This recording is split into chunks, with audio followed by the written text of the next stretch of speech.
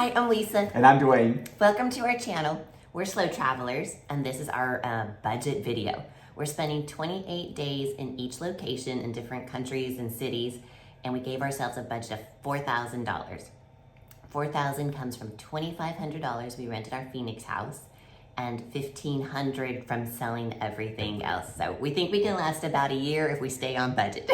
So we just finished up our last 28 days. We're in Ibiza, Spain. Yeah, beautiful. And we consider the moment we get on the plane the next budget. So we understand that airfare is going to vary from where you're coming to, or it's going to add it. So we kind of separate that out so you can see exactly how much it costs for us to stay in Ibiza for the 28 days. So we flew on Transavia, which is a subsidiary of Air France. It is a little smaller flight, but we didn't have trouble. Our carry-ons, being from the US, are a little bit larger than if we were from Europe, and we had no trouble getting those stowed across.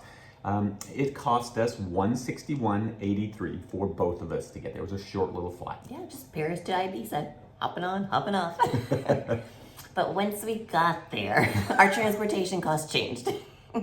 We arrived at Ibiza and we took taxis a lot. There's a nice bus system there, but there's not a lot of public transportation. So we hopped on a taxi from the airport over to our Apartamentos, and if I'm saying that right. And then also we did that back from the Apartamentos to the airport.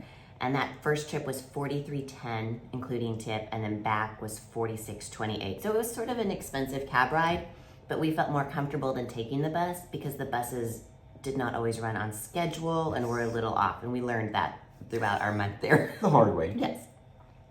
We also took taxis, one round trip to the hippy market, which was sort of our fault. We could have taken the bus, but we missed the bus. And again, they don't run as regularly, so it would have been like another 2 hours, and we were excited to go. And once we got to the hippy market, we had to take a cab back because we sat and waited for an hour for the bus, and it just never came. It never came, and we were just getting tired and hungry. So that round trip took us, it was $46.39 to get to the hippie market and $46.28 to get back home. Again, including tips, but that made our taxi total for just those 2 round trips $182.05. So we were hitting heavy on our budget, which was more than the airfare to get there. That's crazy. Great. We did take the buses a couple times when we were in a more relaxed mood, and we took it from our area, which was San Antone on the east side, and we took it over to the west side, which was more like the old town area and where the castle is, and a little bit more active. We were kind of in a laid back spot, and that was $8.40 total. Not bad. So those round trips were $16.80, way affordable. They were fun. I thought the buses were nice. They were crowded at times. A couple times we didn't sit by each other until we moved, but it brought our total transportation cost to $198.85. So not bad. It's not bad. We just we walked a lot. So for the few amount of trips we took, they were very expensive. But our next one is accommodations. So we spent the 28 days in Sunside Central Park Apartamentos, an adults only set. So it was nice. There was not a bunch of kids running around screaming. It was a quaint little spot. We had a king size bed, a little kitchenette, nice little balcony. The rooftop had a nice pool. Mm-hmm. It also had like a little snack bar that served beer and ice cream and other things too. June and Santiago were great out there, 2 fantastic people. But it closed at 6 p.m. Wait a minute, we were ready the sun was still out and everything. I guess they had to get ready to go out because Ibiza is the clubbing party. It was a little noisy on the weekends. Like people were there to party. You could hear them in the halls every once in a while. It wasn't full swing sweat, so we know now it is just going on. So, but it was affordable and it was really relaxing and comfortable. So nice. So our total there was $1,925.64. And we did pick this place because we knew it was affordable and we were coming off of Paris. And so I think you could get a really nice place for a little bit more and live well. Live large. Yeah. Okay, our next thing that we need to do is eat. And we were fortunate that a Liddell grocery store was like 2 blocks away. So nice. And we try to eat healthy, and we're not doing so good on that. We try to eat keto, and we are not doing that. It's strange how you can just do something every day for a long period of time and eat and have habits, and then all of a sudden, It's just gone. it's just gone. Like, we're like whole other people. But we walked to the grocery store every couple of days buying eggs. We bought loaves of bread, and we would buy sliced ham and cheese to make a lot of sandwiches. We, again, we're really trying hard this trip to be more budget focused because we're struggling with that. So we gave ourselves a weekly grocery budget of $70 to $75. And when we go to the grocery store, we would really work hard to not spend over $20 because that was keeping us on budget. And one time we had to eat just like noodles and salt and butter again because that time we bought like deodorant and some lotion and everything. But our total grocery budget for 28 days was $290.10. But it wasn't fancy food. Like we were just, Right. It was a lot of like snack food in the apartment and small meals because we enjoyed eating out. Dining out, which is our next category. So we loved it here. It was really nice too because almost every restaurant had some sort of nice view so of the pretty. beach or the ocean. So it was really nice. We typically share, so we don't go out a lot in the US before. And so when we have gone out, we've shared an appetizer, usually a meal, and then of course drinks, or we reverse it and we share a meal and share a dessert and drinks. So we went out, the most expensive one, which was one of our favorites, was called the Skinny Kitchen. And that one, we both had a meal, we both had a drink. We couldn't decide, like I wanted one thing and he wanted the other thing, so we were like, okay, So we let's get our compromised own. and got both. Yeah. And that one was a little bit more expensive. It was $58.94. Turns out later on, I didn't realize it. I was getting a protein smoothie as well, and that was about $10. So that made that more expensive. Which almost would have been like a meal in itself. Like, it was pretty big. Yeah. Probably shouldn't have done it, but I did. We ate out 10 times, and those meals averaged about $35.80. So 10 times more for that total was $358 on those 10 times. But we are frugal in other areas. We use the Too Good To Go app, which is an app that lets you purchase items for a deeply discounted price that they would eventually throw away or not use.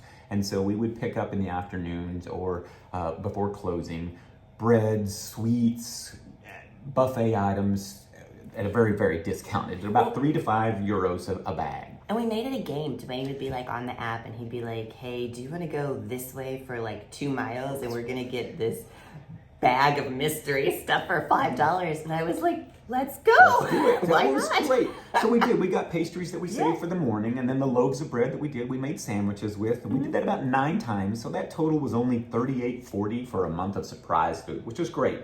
So our total dining out was $396.40. So more than our groceries because we had fun. We enjoyed it. We had fun dining out, and that kind of was also our entertainment because you're walking someplace fun, you're looking at all the different restaurants, like which one looks fun, which one has the pretty umbrellas, or we'd read the menus and which one had like the specials that we wanted to enjoy. And therefore we really didn't spend any money on entertainment. Our entertainment was exploring. Some mornings we would walk up and we would walk one way down the beach.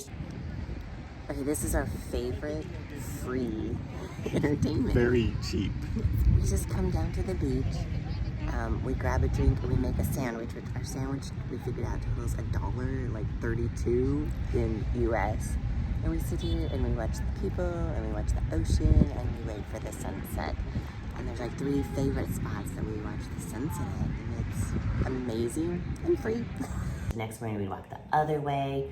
There was a beautiful marina and they would open it up and we would just go in and like wiggle our way through and look at all the boats. Like the boats were small and at front we'd be like, ooh, I don't even know if I'd probably sink that boat if I got in it. And then by the time we got farther out, we were like, wow, these like mega yachts that were like amazing. Had a crew and So we would just exploring like all the shops because you would just walk down streets and you could kind of get lost and just enjoy. It was really fun.